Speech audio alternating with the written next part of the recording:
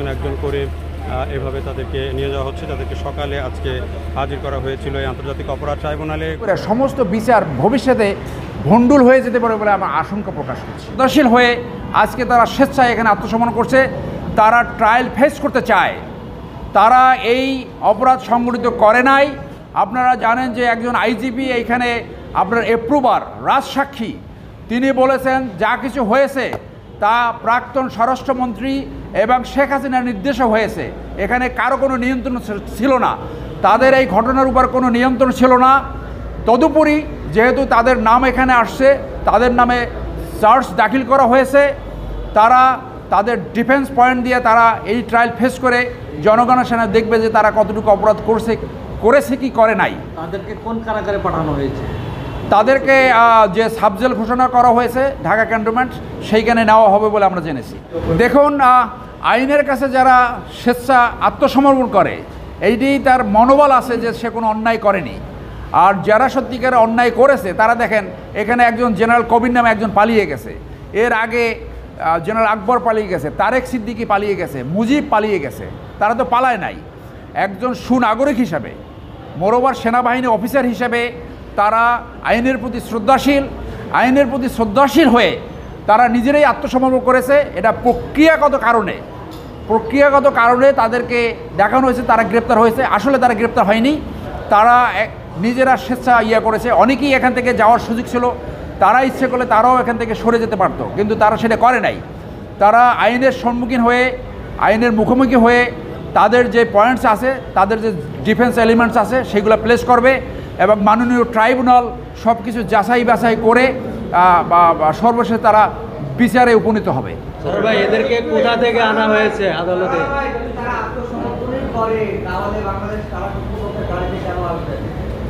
সেটা প্রশাসনিক ব্যবস্থা, এখানে নিরাপত্তার ব্যবস্থা আছে, সেই জন্য তাদেরকে সেই গাড়িতে অ্যারেঞ্জমেন্ট করা হয়েছে। তারা কতদিন থেকে কাস্টডিতে আছে স্যার ভাই?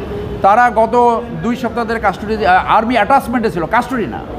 আর্মির প্রক্রিয়া অনুযায়ী অ্যাটাচমেন্ট আপনারা এইটা জানবে যে গ্রেপ্তার হওয়ার পরে 24 ঘন্টার যে অব্লিগেশন আছে সেইটা হয়। তারা কিন্তু গ্রেপ্তার ছিল না, তারা সেনা আইনে সেনা হেফাজতে ছিল এবং সেনা সদস্যরা 2 সেট আইনের আওতায় থাকে। একটা হলো সেনা আইন আর একটা হলো নর্মাল জাতীয় আইন। সেনা আইন অনুযায়ী তারা অ্যাটাচমেন্টে ছিল, সেইটা গ্রেপ্তার নয়। এবং তারা কোর্টের প্রতি শ্রদ্ধাশীল হয়ে নির্ধারিত তারিখে আজকে হাজির হয়েছে।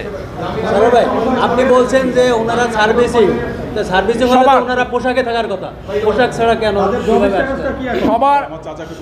সবার জন্য 3টে আবেদন করা হয়েছে, 3টে জামিন বেল, যে মামলা 3টা মামলায় 3টে বেল পিটিশন। এখনও তারা সার্ভিসে, সেইটা কোর্ট যথাসময় অর্ডার দিবে, অবসান ঘটিয়ে তারা আইনের নিকট আত্মসমর্পণ করছে, এই ক্রেডিট তারা পাবে।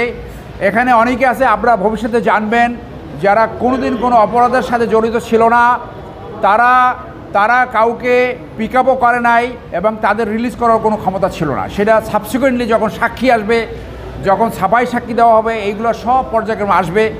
যারা সত্যিকারে অপরাধ করেছে তাদের শাস্তি হবে, যারা নিরপরাধ তাদের যাতে কোনো শাস্তি না হয়, সেইটাই বিচারের বড় মানদণ্ড।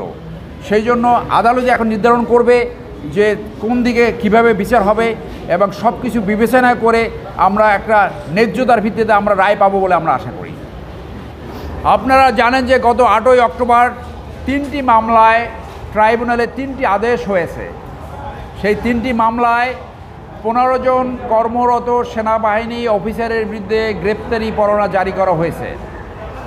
সেই গ্রেপ্তারি পরোয়ানা জারির পরে সেনা কর্তৃপক্ষ এই সমস্ত অফিসারদেরকে অ্যাটাচড করেছে, সেনা সদরের হেফাজতে রেখেছে। আজকে ওই 3টি মামলার নির্ধারিত তারিখ ছিল, আজকে এই তারিখে তারা আইনের প্রতি শ্রদ্ধাশীল হয়ে আদালতে আত্মসমর্পণ করেছে এবং আদালত আমাদেরকে অনুমতি দিয়েছে ওকলাতনামা স্বাক্ষর করার। আমরা 3টি আবেদন প্লেস করেছি, আবেদনগুলো পরবর্তী ডেটে শুনানি হবে। তার ভিতরে একটি জামিনের পিটিশন আছে, প্রিভিলেজ কমিউনিকেশন, এবং তাদেরকে যাতে সাব জেলে রাখা হয়, সাব জেলের ব্যাপারটি জেল কর্তৃপক্ষ দেখবেন। এবং আগামী ডেটে যারা পলাতক আছে তাদের জন্য পত্রিকা রিপোর্টের জন্য একটা ডেট আছে এবং নর্মাল ডেট আছে 20 নভেম্বর পরবর্তী ডেট। তাদেরকে কোথায় নেওয়া হবে? এখন তাদেরকে সেনানিবাসে যে সাব জেল ঘোষণা করা হয়েছে সেখানে নেওয়া হবে। আসলে কি আত্মসমর্পণ নাকি গ্রেফতার, এইটা নিয়ে মানে এইটা আত্মসমর্পণ। টেকনিক্যালি প্রসিকিউশন বলেছে গ্রেপ্তার, আমরা বলি আত্মসমর্পণ। কারণ তারা আজকে সকালে স্বেচ্ছায় এখানে আসছে, পুলিশ যে তাদেরকে গ্রেপ্তার করা হয় নাই, অ্যাডমিনিস্ট্রেটিভ সুবিধার জন্য তাদেরকে একটা গাড়িতে আনা হয়েছে। নিরাপত্তা এবং প্রশাসনিক সুবিধার কারণে এই ফ্যাসিলিটিটা ব্যবহার করা হয়েছে। তারা প্রকৃতপক্ষে আত্মসমর্পণ করেছে। আরেকটা বিষয় সারার ভাই, এই যে আইনটা সংশোধন করা হলো খুব রিসেন্টলি, যে কারো বিরুদ্ধে যদি অভিযোগ আমলে নেওয়া হয় তাহলে তিনি যদি সরকারি চাকরি থাকেন তার সেই চাকরিতে তিনি থাকবেন না, এবং প্রসিকিউশন বলেছেন যে এই যে সেনা কর্মকর্তারা তাদেরও চাকরিতে নাই, আসলে তাদের জব স্ট্যাটাসটা কি এখন? সেটা আদালতে, এখন আদালতে তারা আত্মসমর্পণ করছে, এ ব্যাপারে আদালত অর্ডার দিবেন। এখানে আইনটা প্রবলেমেটিক আছে। এটা আর্টিকেল 31-এর ভায়োলেশন, যেহেতু আমাদের একটা খুব ওয়েল স্টাবলিশড প্রিন্সিপাল আছে, প্রিজাম্পশন অফ ল, যে presume to be innocent until proven guilty. 6 October 2025 সালে যে আইসিটি অ্যাক্টের যে অ্যামেন্ডমেন্ট আনা হয়েছে, সেই অ্যামেন্ডমেন্টটার মধ্যে যেটা ডি ক্লজ 20-এর C-এর ডি, যে কারো বিরুদ্ধে চার্জশিট দাখিল হলে সে আর কোনো সরকারি চাকরি অথবা পাবলিক সার্ভিসে থাকতে পারবেন না। সো এইটা হচ্ছে যে কারো বিরুদ্ধে অভিযোগ আনা হলেই সে চাকরিচ্যুত হবেন এবং তার কোনো রাইট টু ডিফেন্স থাকবে না, রাইট টু ডিফেন্স সে অ্যাভেল করতে পারবে না। সো এটা আমাদের যে সাংবিধানিক যেই প্রোটেকশন 31 আর্টিকেল, সেটার ভায়োলেশন।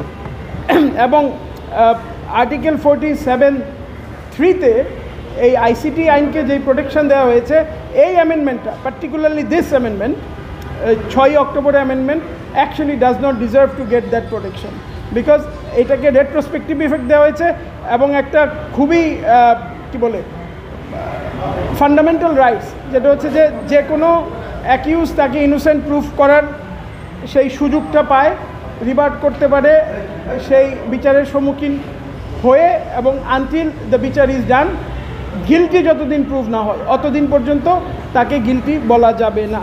তার মানে এই আইনটা কি মানে বিচার শেষ হওয়ার আগেই শাস্তি দেওয়ার মতো একটা আইন মনে হয়? তাই আপাতত মনে হয়। আমি একটু অ্যাড করে শোনেন, আইনের 2টা কার্ডিনাল পয়েন্ট আছে। যখন অফেন্স কমিশন হয়েছে সেই সময়ে যে আইন ছিল সেই আইনে বিচার করতে হবে। আরেকটা হলো until and unless convicted by any competent court everybody shall be presumed as innocent, সেইটাকে ভঙ্গ করা হয়েছে। এই অ্যামেন্ডমেন্টটা একটা, আমি বলবো যে অত্যন্ত একটা খারাপ অ্যামেন্ডমেন্ট হয়েছে, এবং এইটা যদি বহাল থাকে আমি আশা করি এইটা হাইকোর্টে চ্যালেঞ্জ হবে।